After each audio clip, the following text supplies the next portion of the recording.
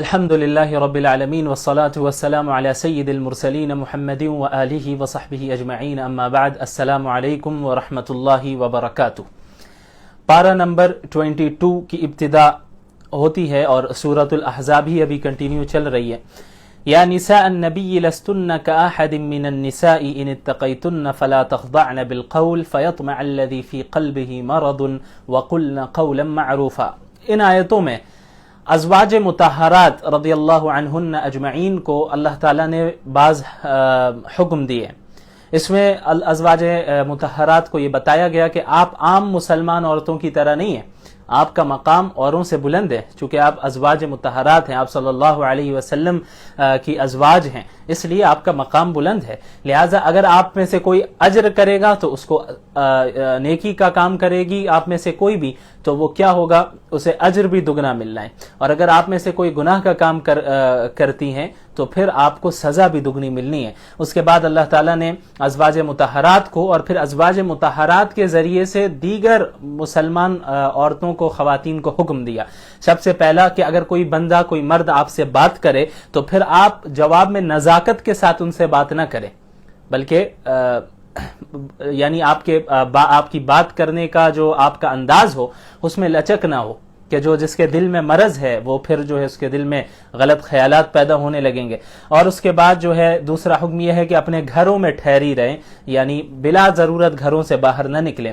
تیسری چیز کہ زمانے جاہلیت میں جس طرح عورتیں زیب و زینت اختیار کر کے لوگوں کے سامنے باہر پھرتی تھی، غیر محرموں کے سامنے آپ ایسا نہ کریں۔ اس کے علاوہ نماز کی پابندی کیا کریں، زکوٰۃ ادا کیا کریں، اللہ اور اس کے رسول کی اطاعت کریں، اور یہ جو ہے قرآن کی گھر میں تلاوت کریں، اللہ کے نبی کی احادیث کا ذکر گھروں میں کیا کریں۔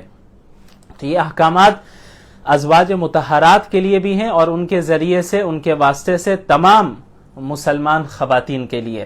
اس کے بعد آیت نمبر 33 میں اللہ نے فرمایا انما یرید اللہ لیذھب عنکم الرجس اہل البیت ویطہرکم تطہیرا، کہ اللہ تعالیٰ ازواج مطہرات سے گندگی کو دور کرنا چاہتا ہے اور انہیں پاکیزگی عطا کرنا چاہتا ہے۔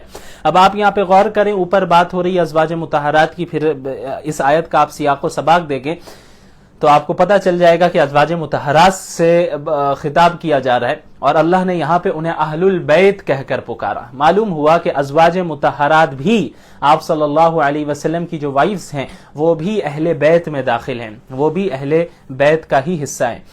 اس کے بعد حضرت زید رضی اللہ عنہ کا ذکر ہے۔ میں نے بتایا تھا کہ آپ صلی اللہ علیہ وسلم کے منہ بولے بیٹے تھے حضرت زید رضی اللہ عنہ۔ تو معاشرے میں کیا سمجھا جاتا تھا کہ جو متبنہ ہوتا تھا، جسے منہ بولا بیٹا بنا لیا جائے، اس کو حقیقی بیٹے کی طرح سمجھا جاتا تھا، جو کہ غلط ہے، تو اس کی تردید کرنی تھی۔ تو اللہ کے رسول صلی اللہ علیہ وسلم نے حضرت زینب بنت جحش، جو ان کی پھوپھی زاد بہن تھی، ان کا نکاح کروایا تھا حضرت زید رضی اللہ عنہ سے، لیکن آپس میں نبھ نہ سکا اور پھر طلاق ہو گئی۔ حضرت زید اور حضرت زینب بنت جحش کی آپس میں طلاق ہو گئی۔ تو آپ صلی اللہ علیہ وسلم پر یہ وحی نازل ہوئی، اللہ تعالیٰ نے انہیں یہ بتا دیا تھا۔ حالانکہ اللہ کے نبی صلی اللہ علیہ وسلم نے حضرت زید کو کہا کہ آپ طلاق نہ دیں، حقوق ادا کریں، لیکن نبھ نہیں سکا، ان کے درمیان جو ہے معاملات درست نہیں رہے، تو آخر انہیں طلاق دینی ہی پڑی۔ تو اللہ کے رسول صلی اللہ علیہ وسلم کو اللہ تعالیٰ نے بتا دیا تھا کہ حضرت زینب کو طلاق ملنے والی، اور اللہ حضرت زینب سے آپ کا نکاح کروانے والا ہے۔ تو حضرت محمد صلی اللہ علیہ وسلم اپنے اس بات کو دل میں چھپائے ہوئے تھے کہ بھئی اللہ نے بتایا ہے کہ میرا نکاح زینب سے ہونے والا ہے۔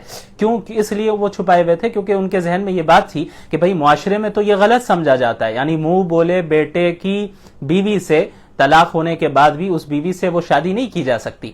تو یہ تو حضرت زید جو ہے میرے منہ بولے بیٹے ہیں، اور ان کی بیوی حضرت زینب ہے، اگرچہ طلاق ہو گئی ہے لیکن معاشرے میں تو منہ بولے بیٹے کو حقیقی بیٹے کی طرح سمجھا جاتا ہے۔ تو اب اگر اللہ مجھ سے ان کا نکاح کرائے گا تو پھر لوگ کیا کہیں گے؟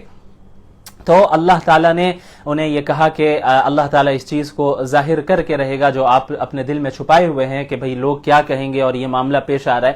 یعنی اللہ نے اسی لیے کروایا، اس نکاح کروایا اللہ کے رسول صلی اللہ علیہ وسلم کا حضرت زینب بنت جحش سے، تاکہ یہ جو رسم ہے، یعنی یہ جو نظریہ ہے، اس کی تردید ہو سکے۔ یہ جو لوگ سمجھتے ہیں کہ بھئی منہ بولا بیٹا حقیقی بیٹا ہوتا ہے، تو اس کی تردید کرنے کے لیے، اس کو معاشرے سے ختم کرنے کے لیے آپ صلی اللہ علیہ وسلم کو پریکٹیکلی ایسا کروایا گیا تاکہ دیگر لوگ بھی संभल जाए और इस चीज़ को तब्दील कर दे। उसके बाद आयत नंबर 40 में अल्लाह के नबी सल्लल्लाहु अलैहि वसल्लम के ख़त्म नबूवत का जिक्र है, वलाकिन रसूल अल्लाह व ख़ातमुन नबिय्यीन, कि आप सल्लल्लाहु अलैहि वसल्लम अल्लाह के रसूल है और ख़ातमुन नबिय्यीन है। यह अहलुस सुन्नती वल जमात का मुत्तफ़क़ा अक़ीदा है कि आप सल्लल्लाहु अलैहि वसल्लम नबी होने के साथ साथ आखिरी नबी भी हैं। यानी जिस तरह आप सल्लल्लाहु अलैहि वसल्लम को नबी मानना ज़रूरी है, उसी तरह आप सल्लल्लाहु अलैहि वसल्लम को आखिरी नबी रसूल मानना भी ज़रूरी है। यानी आपके बाद अब क़यामत तक कोई नबी कोई रसूल नहीं आने वाले। हज़रत ईसा का भी जो नुज़ूल होगा वो इस उम्मत के फ़र्द की हैसियत से होगा, वो कोई नई शरीयत लेकर नहीं आएंगे, बल्कि मोहम्मद सल्लल्लाहु अलैहि वसल्लम की शरीयत के ही ताबे होंगे। मुहम्मद रसूलुल्लाह सल्लल्लाहु अलैहि वसल्लम की जिस तरह नबूवत का इनकार करने वाला शख्स काफिर होता है, इसी तरह अगर कोई शख्स अल्लाह के नबी को नबी तो माने लेकिन आखिरी नबी नहीं माने और ये कहे कि नबूवत का सिलसिला अभी भी जारी है, वो भी उसी तरह काफिर है। ये बात आप जहन में रखें। उसके बाद आयत नंबर 45 में अल्लाह के रसूल सल्लल्लाहु अलैहि वसल्लम की 5 सिफात का जिक्र है। या अय्युहन नबिय्यु इन्ना अरसलनाका शाहिदन व मुबश्शिरन व नज़ीरा व दाइयन इलल्लाहि बिइज़निही व सिराजम मुनीरा। ए नबी, आपको क़यामत के दिन उम्मतों पर गवाही देने वाला बनाकर हम भेज रहे हैं। आप सल्लल्लाहु अलैहि वसल्लम उम्मतों की गवाही देंगे क़यामत के दिन। जब वो उम्मतें तमाम अंबिया को झुटलाएंगी तो अल्लाह के नबी सल्लल्लाहु अलैहि वसल्लम गवाही देंगे। मुबश्शिरन, खुशखबरी देने वाले, बशारत देने वाले अल्लाह की इताअत करने वालों को, व नज़ीरन, अल्लाह के अजाब से डराने वाले जो अल्लाह के नाफरमान है, और वदाइयन इलल्लाह, अल्लाह की तरफ अल्लाह की इजाजत से अल्लाह के हुक्म से दावत देने वाले, दाई बनाकर भेजा है। वो सिराजम मुनीरा, और ऐसे चिराग हैं अल्लाह के रसूल सल्लल्लाहु अलैहि वसल्लम जो इंसानियत को रोशनी देते हैं। उसके बाद आप सल्लल्लाहु अलैहि वसल्लम का जिक्र है उनकी खुसूसियात का आयत नंबर 50 में कि आप सल्लल्लाहु अलैहि वसल्लम को ही सिर्फ ये इजाज़त है कि वो 4 से ज़ायद शादियां कर सकते हैं, और इसकी भी जो है बहुत सी हिकमतें इसके पीछे थी क्यों आप सल्लल्लाहु अलैहि वसल्लम को इसकी इजाज़त दी गई। ये एक अलग टॉपिक है, इस पर इंशाअल्लाह कभी बात होगी। उसके बाद आयत नंबर 53 में खाने की दावत के आदाब सिखाए गए तमाम मुसलमानों को। या अय्युहल्लज़ीना आमनू ला तदखुलू बुयूतन नबी इल्ला अन युअज़न लकुम। हुआ ये कि आप सल्लल्लाहु अलैहि वसल्लम की जब शादी हो गई ज़ैनब बिन्त जहश से, तो वलीमे की दावत दी आप सल्लल्लाहु अलैहि वसल्लम ने सहाबा इकराम को। लेकिन चूंकि आप सल्लल्लाहु अलैहि वसल्लम का घर छोटा सा था, बड़ा घर तो नहीं था, तो सहाबा इकराम तशरीफ ले आए और वहां पर तशरीफ फरमा थे सहाबा इकराम। तो घर में जगह नहीं थी, तो हज़रत ज़ैनब बिन्त जहश रज़ियल्लाहु अन्हा दीवार की तरफ मुंह कर थी। तो अब जब खाना भी खा लिया सहाबा किराम ने, तो उसके बाद भी सहाबा किराम बहुत देर तक बैठे रहे और गुफ्तगू करते रहे। तो आप सल्लल्लाहु अलैहि वसल्लम को इससे थोड़ी सी तकलीफ हुई, क्योंकि घर में तंगी थी, और जब दावत मुकम्मल हो गई, खाना सब ने तनावुल कर लिया है, तो उसके बावजूद बैठे थे सहाबा किराम और गुफ्तगू फरमा रहे थे। तो आप सल्लल्लाहु अलैहि वसल्लम थोड़ी देर बाद घर से निकल गए, बाहर चले गए, और थोड़ी देर के बाद जब वापस आते हैं तो देखते हैं कि अब भी सहाबा किराम तशरीफ फरमाए। तो आप सल्लल्लाहु अलैहि वसल्लम को इससे तकलीफ होती है। तो लेकिन आप सल्लल्लाहु अलैहि वसल्लम ने अपनी जानिब से उन्हें कुछ नहीं कहा कि भाई किसी को बुरा ना लगे, लेकिन अल्लाह ताला ने इन आयतों का नुज़ूल फरमाया जिसमें मुसलमानों को यह हुक्म हुआ कि जिन्हें दावत दी जाए वो आए, अल्लाह के नबी के घर में बगैर इजाजत दाखिल ना हो, जिन्हें दावत दी जाए वो दाखिल हो, और जब खाना खा लें तो खाना खाने से भी ऐसा ना हो कि बहुत पहले से जाकर बैठें, इससे जो मेज़बान है उससे दुश्वारी होगी। खाने के वक्त में तशरीफ ले जाएं और खाने के बाद बहुत देर तक ना बैठें। यानी जब खाना खा लिया लोगों ने, तो अब उन्हें चाहिए कि अब वो वहां से चले जाएं ताकि मेज़बान को तकलीफ ना हो, दुश्वारी ना हो, और ये आदाब अभी भी इसको मलहूज रखना जरूरी है। उसके बाद हुक्म वमा कान लकुम अन तुज़ू रसूलल्लाहि वला अन तनकिहू अज़वाजहु मिन बादी अबदा। इस आयत में हुक्म दिया गया आप सल्लल्लाहु अलैहि वसल्लम की वफात के बाद अज़वाज मुतहरात से किसी को भी निकाह करने की इजाजत नहीं है। उसके बाद पर्दे का हुक्म है। या अय्युहन नबिय्यु कुल लिअज़वाजिका व बनातिका व निसाइल मुमिनीना युदनीना अलैहिन्ना मिन जलाबिबिहिन, के ए नबी आप अपनी अज़वाज से भी कह दे, अपनी बेटियों से भी कह दे, और तमाम मुसलमान औरतों से कह दे कि जब भी वो बाहर निकले तो जाहिर है कि अपने ऊपर जिल्बाब डाल दें, यानी ऐसी चादर डालें जिससे उनका पूरा जिस्म ढक जाए। अब चादर लपेटे या बुर्का पहने, मकसद यह है कि जिस्म मुकम्मल तौर पर ढक जाए और जिस्म का जो शेप है, बॉडी शेप समझ में ना आए, बिल्कुल वो पर्दा इख्तियार कर लें। उसके बाद अल्लाह ताला ने आयत नंबर 72 में फरमाया इन्ना अरदना अल-अमानता अला अस्समावाति वल अर्द, कि हमने इस दीन को, इस अमानत को ज़मीन व आसमान کو دیا, پہاڑوں کو دیا, لیکن سب نے اسے اٹھانے سے منع کر دیا اور یعنی قبول نہیں کیا اور وہ ڈر گئے کیونکہ اتنی بڑی ذمہ داری تھی. لیکن انسان نے اسے اٹھا لیا. تو اب انسان جو ہے اب اس کی اطاعت کرے گا, اللہ کی اطاعت کرے گا, اس کے دین کے مطابق چلے گا اور اس کی امانت میں خیانت نہیں کرے گا, تب تو وہ اشرف المخلوقات میں سے. لیکن اگر نہیں وہ اس کے برعکس کرتا ہے تو وہ ظاہر اسفل السافلین میں سے. اس کے بعد سورہ سبا کی ابتدا ہوتی ہے. اس میں قوم سبا کا ذکر ہے, واقعہ ہے, اس وجہ سے اس سورت کو سورہ سبا کہا جاتا ہے. اس میں سب سے پہلے حضرت داؤد علیہ السلام کے فضائل بیان کیے گئے. آیت نمبر 10 میں دیکھیں وَلَقَدْ آتَيْنَا دَاوُودَ مِنَّا فَضْلًا. آپ علیہ السلام کو, حضرت داؤد علیہ السلام کو اللہ تعالیٰ نے بہت خوبصورت آواز دی تھی کہ جب وہ زبور کی تلاوت کرتے یا تسبیح و اذکار کرتے تو ان کے ساتھ ساتھ پہاڑوں پرندوں کو بھی اللہ تعالیٰ نے مسخر کر دیا تھا کہ ان کے ساتھ آپ بھی جو ہے ذکر و اذکار کریں. یہ ساری چیزیں ان کے ساتھ حضرت داؤد کے ساتھ ذکر کیا کرتی تھی. ان کی اتنی بہترین آواز دی تھی اللہ تعالیٰ نے انہیں. اس کے بعد اللہ تعالیٰ نے ان کے لیے لوہے کو نرم فرما دیا تھا. یہ مختلف چیزیں لوہے سے بناتے تھے, اسے موڑ کر آسانی سے زیرہ وغیرہ یہ ساری چیزیں بناتے تھے. اس کے بعد حضرت سلیمان علیہ السلام جو کہ حضرت داؤد کے بیٹے ہیں ان کا ذکر ہے. وَلِسُلَيْمَانَ الرِّيحَ غُدُوُّهَا شَهْرٌ وَرَوَاحُهَا شَهْرٌ. اللہ تعالیٰ نے حضرت سلیمان علیہ السلام کے تابع ہواؤں کو بھی ان کے تابع فرما دیا تھا, یعنی ہواؤں پر بھی ان کی حکومت تھی. وہ ہواؤں کے ذریعے اپنے تخت سے اڑ کر دوسری جگہ پہ جاتے, یعنی جو سفر بہت لمبا چوڑا ہوتا اس کو چند گھنٹوں میں ہی طے کر لیتے تھے. اور یہ کوئی بعید بات نہیں ہے. بعض لوگ سمجھ دیں گے بھائی یہ کیسی بات ہے کہ تخت ہوا میں اڑ رہا ہے اور آسمان میں انسان اڑ رہا ہے. تو یہ دیکھیں آپ, آج ہمارے لیے اس چیز کو سمجھنا کوئی مشکل نہیں ہے. ہم ایک کیا ہے, عام انسان ہیں. ہم فلائٹ کے ذریعے, پلین کے ذریعے ایک علاقے سے دوسرے علاقے کتنے آسانی سے چلے جاتے ہیں. یہ اپنی دماغ سے ہم نے بنایا. تو جب ہم ایسا بنا سکتے ہیں, ایک انسان ایسی چیزیں بنا سکتا ہے, تو اللہ جو قادر مطلق ہے وہ اس بات پر قادر نہیں ہے کہ اپنے بندے کے لیے ہواؤں کو مسخر فرما دے. حضرت سلیمان علیہ السلام کے ساتھ یہی معاملہ تھا اور جنوں پر بھی ان کی حکومت تھی, جن بھی ان کے تابع تھے. حضرت سلیمان علیہ السلام جنوں کے ذریعے بڑی بڑی عمارتوں کی تعمیر کرواتے تھے. اور ایسے ہی ہوا, حضرت سلیمان علیہ السلام ایک مرتبہ انہوں نے جنوں کو تعمیر کے کام میں لگایا. آیت نمبر 14 میں دیکھیں فَلَمَّا قَضَيْنَا عَلَيْهِ الْمَوْتَ مَا دَلَّهُمْ عَلَى مَوْتِهِ إِلَّا دَابَّةُ الْأَرْضِ تَأْكُلُ مِنْ سَأَتَهُ. تو جب جن کام کر رہے تھے تو حضرت سلیمان علیہ السلام عصا لے کر کھڑے تھے کہ بھائی اللہ کے لیے عبادت کریں اور نگرانی بھی کرتے رہے جنوں کی. تو حضرت سلیمان علیہ السلام اپنے عصا کے سہارے کھڑے تھے اور جن کام کر رہے تھے, جن بھی دیکھ رہے تھے کہ بھئی ہماری نگرانی کر رہے ہیں. لیکن اللہ تعالیٰ نے اسی وقت حضرت سلیمان علیہ السلام کی روح کو قبض کر لیا اور ان کا انتقال ہو گیا. لیکن اس عصا کے سہارے ان کا جسم کھڑا رہا. تو جنوں کو معلوم نہیں ہوا کہ بھئی ان کا انتقال ہو چکا ہے, لیکن اور جن یہ دیکھنے لگے کہ بھئی وہ تو کھڑے ہیں, وہ ہماری نگرانی کر رہے ہیں, لہٰذا سب کام میں لگے رہے سارے جن. یہاں تک کہ ایک لمبی مدت گزر گئی. اللہ تعالیٰ نے دیمک کے کیڑے کو بھیجا جس نے ان کی لکڑی کو کھا لیا, لاٹھی کی لکڑی کو کھایا, ختم کیا. اور ایک لمبی مدت کے بعد ان کی لاٹھی ٹوٹ گئی, عصا ٹوٹ گیا اور آپ علیہ السلام کا جسم, آپ علیہ السلام نیچے گر گئے.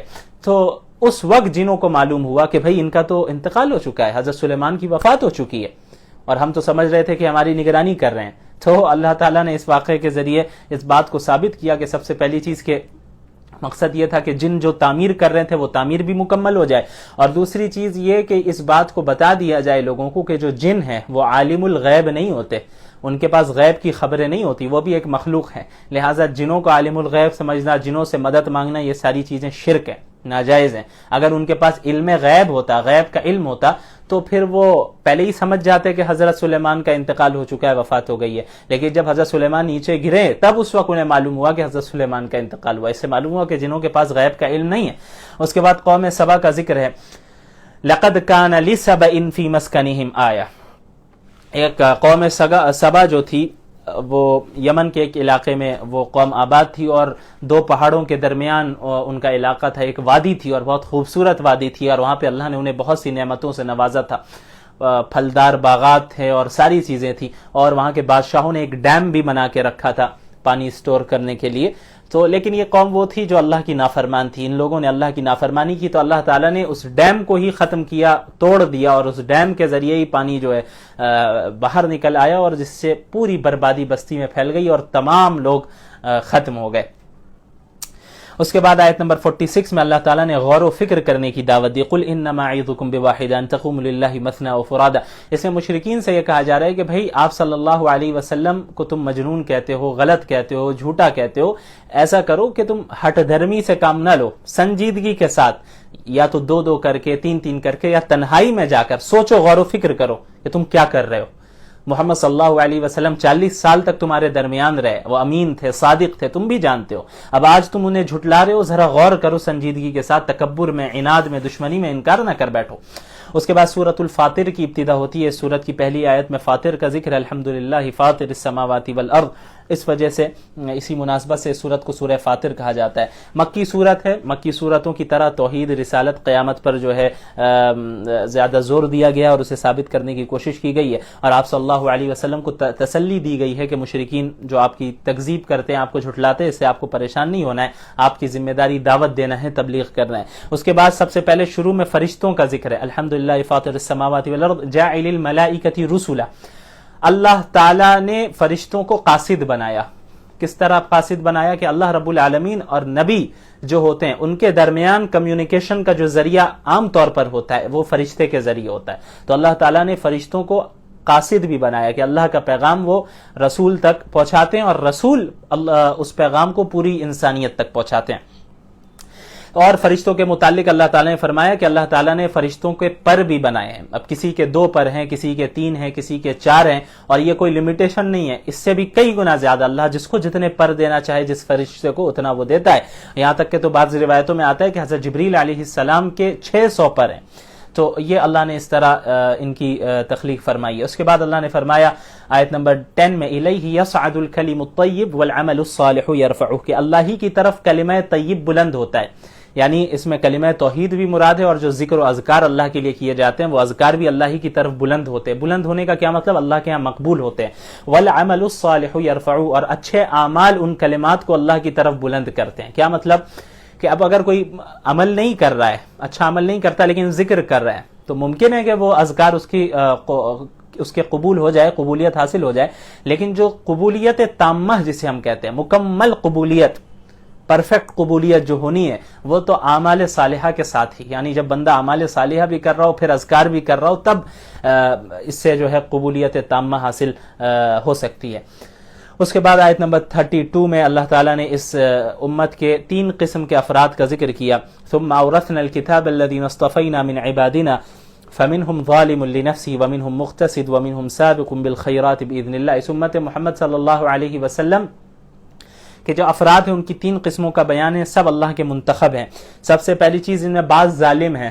ظالم وہ ہیں جو نیک اعمال بھی کچھ کرتے ہیں لیکن گناہوں سے بچتے نہیں ہیں، گناہ بھی کرتے رہتے ہیں. بعض معتدل ہیں، مقتصد، معتدل وہ ہیں جو نیک حلال کام کرتے ہیں اور حرام سے بچتے ہیں لیکن مستحبات کو نہیں کرتے اور ناپسندیدہ چیزوں سے نہیں بچتے ہیں. اس کے علاوہ ایک تیسری قسم ہے سابق بالخیرات، جو خیر کے کاموں میں جو لوگ سبقت لے جاتے ہیں. وہ ایسے ہیں جو حرام چیزوں سے بچتے ہیں، حلال چیزوں کو کرتے ہیں، مکروہات سے بھی بچتے ہیں، مستحبات کو بھی کرتے ہیں. یہ سب سے اعلیٰ درجہ ہے ان افراد کا.